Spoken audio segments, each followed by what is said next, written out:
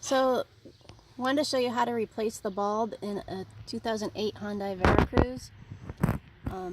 Trial and error. We already ripped the other side apart to find this out. The rear so the map light. Yes, this is the rear map light over the passengers. There's actually a clip right here. So on the side with the button on the end, there's a metal clip. So if you start prying from this side, you'll get the clip.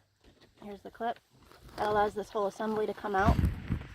Once you've got it out, you can disassemble it so that you don't have to work with your hands up in the air by pushing in on this white clip here and disconnecting the electrical. Then drop it down. So, then right here is where the bulb is. So it's got like a third turn and then the bulb comes out. I already replaced this. So it's got an LED bulb in there already. But it's basically you just plug it into the housing here. So LED lights are directional. You have to plug them in both directions to see which one works.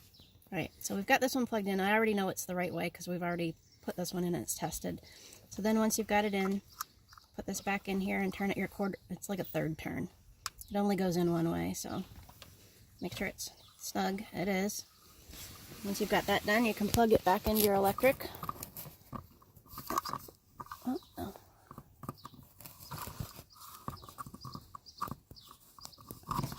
And it'll snap into place. Make sure your bulb works, which it does. If not, disconnect this, take the bulb out, and turn it around. Okay, so we've got it in. Now just feed this end in first, and then push it to clip it back into place.